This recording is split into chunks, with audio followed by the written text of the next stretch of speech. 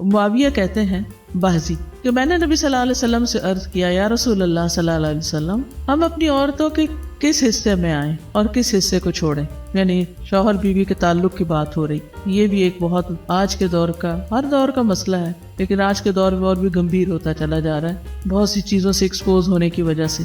تو کیا جائز حد ہے اور کیا نہیں ہے فزیکل ریلیشن شپ کے لیے؟ کس حصے کو استعمال کیا جا سکتا ہے، کس کو نہیں، یہ سوال. تو اس پر آپ صلی اللہ علیہ وسلم نے فرمایا تمہاری بیوی تمہارا کھیت ہے، تم اپنے کھیت میں جہاں سے چاہو آؤ.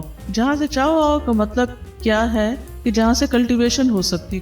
یعنی کہ کھیت کے تعلق سے کیا بتایا، نساؤکم حرث لکم فأتوا حرثکم انا شئتم. انا شئتم کا مطلب انا جو ہے ظرف زمان و مکان دونوں کے لیے آتا ہے کہ جانے کا کوئی خاص وقت مقرر نہیں کہ یہ دن ہے یا رات ہے، ایسی کوئی پابندی شریعت نے نہیں رکھی. اور اسی طرح جب کھیت کہہ کے بیوی کو بتایا گیا تو اس میں اس کی یعنی کہ اس کی قدر و قیمت اور اس کی حفاظت اور اس کی سرسبزی اور خوشحالی اور وہ ساری چیزیں اپنی جگہ ہیں. پلس یہ بہت ہی حکمت کی بات ہے کہ کھیت میں کچھ اگ جب ہی سکتا ہے جب اس میں بیج ڈالا جائے. تو اب شوہر بیوی کے ساتھ کیسا تعلق قائم کرے کہ اولاد پیدا ہو سکے؟ وہ اورل سیکس سے تو نہیں ہو سکتا، وہ اینل سیکس سے بھی نہیں ہو سکتا. آبویسلی انڈرسٹوڈ ہے کہ انا کا مطلب یہاں کیا ہے، ٹھیک ہے. یعنی یہ وہ باتیں کہ جن کو بہت لفظوں کو کھول کھول کے نہیں بولا جا سکتا، لیکن اٹس انڈرسٹوڈ. تو آپ نے کہا جہاں سے چاہو، یعنی کوئی رکاوٹ نہیں، ممانعت نہیں. اس کا یہ مطلب نہیں کہ ناجائز حدود پھلانگ کے کہو کہ اس کی بھی ممانعت نہیں. البتہ جب تم کھاؤ تو اسے کھلاؤ.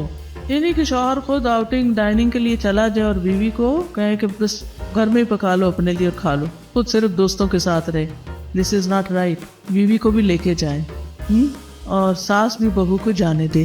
جب تم کھاؤ تو اسے بھی کھلاؤ، جب پہناؤ تو اسے بھی پہناؤ. کا مطلب یہ ہے کہ عید آئی ہے، اپنے لیے سوٹ لے رہے ہو تو بیوی کو بھی کچھ لے کے دو. یہ ہے ایکوالٹی. ایک طرف اس کے چہرے پہ نہ مارو، اسے گالیاں مت دو، ابیوز نہیں کر سکتے. اور اسے قطع تعلقی اگر کرو، یعنی ویسے تو نہ کرو لیکن اگر کرو تو گھر کی حد تک رکھو. کک آؤٹ نہیں کرو، گھر سے باہر نہیں پھینکو، گھر سے نہیں نکالو. کیونکہ بعض شوہر کہتے ہیں نا، فون پہ کہہ دیتے ہیں گھر چلی جاؤ ماں باپ کے، میں تب گھر میں داخل ہوں گا، آؤں گا ہی نہیں. یہ غلط ہے، ایسے نہیں کرنا چاہیے. اور یہ کیسے مناسب، یہ کیسے ہو سکتا ہے کہ تم اس کے ساتھ یہ سلوک کرو جبکہ تم ایک دوسرے کے پاس حلال طریقے سے آتے ہو؟ یعنی تمہارا ایک جائز تعلق ہے اور پھر تم اس تعلق کو اس طرح خراب کرو. تو بیوی کو مارنے سے متعلق جو قرآن اور حدیث کی روشنی میں جو حکم ہے وہ سامنے. پھر اسی طرح غلام کو مارنے کی ممانعت، نوکر کو، غلام کو، اس کو بھی نہیں مارنا چاہیے. ابو مسعود بدری سے روایت ہے کہ میں اپنے غلام کو کوڑے کے ساتھ مار رہا تھا کہ میں نے اپنے پیچھے سے آواز سنی، اے ابو مسعود جان لو. اور میں غصے کی وجہ سے آواز سمجھ نہ سکا، یعنی ایسے مار رہا تھا کہ مجھے نہیں سمجھ آئی کہ کس نے پکارا مجھے. جب وہ میرے قریب ہوئے تو وہ رسول اللہ صلی اللہ علیہ وسلم تھے اور آپ فرما رہے تھے جان لو ابو مسعود، جان لو ابو مسعود. کہتے ہیں میں نے اپنے ہاتھ سے کوڑا پھینک دیا تو آپ نے فرمایا جان لو ابو مسعود. یعنی آپ بار بار فرما رہے تھے اللہ تم پر زیادہ قدرت رکھتا ہے تمہاری اس غلام پر قدرت سے. یعنی جتنا تم اس غلام پہ قدرت رکھتے ہو اللہ اس سے زیادہ تم پہ قدرت رکھتا ہے، یعنی تمہیں مارے گا. کہتے ہیں کہ میں نے عرض کیا اے اللہ کے رسول صلی اللہ علیہ وسلم میں اس کے بعد کبھی غلام کو نہیں ماروں گا. اور بعض روایت میں آتا ہے کہ انہوں نے آزاد کر دیا.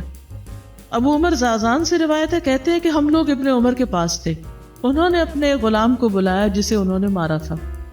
انہوں نے اس کی پیٹھ کھول کر دیکھی، کہا کیا تمہیں تکلیف ہو رہی ہے؟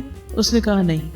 اس کے بعد ابن عمر نے غلام کو آزاد کر دیا اور ایک تنکا زمین سے اٹھایا اور کہا کہ مجھے اس کا اتنا بھی اجر نہیں ملے گا جتنا اس تنکے کا وزن ہے. میں نے کہا ابو عبد الرحمن آپ ایسے کیوں کہہ رہے ہیں؟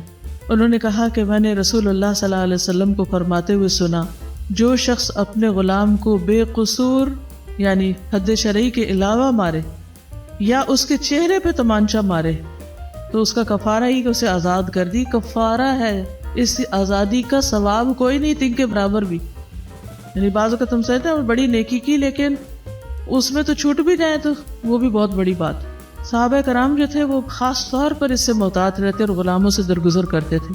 ابو لیلہ کہتے ہیں کہ سلمان رضی اللہ عنہ نکلے، وہ اپنی سواری کو چارہ کھلاتے تھے تو وہ ہودے سے گرتا رہتا. ہودہ کیا کہتے ہیں؟ وہ چیز، محمل، باسکٹ کہہ لیں، جس وقت اس کا چارہ رکھ کے دیا جاتا.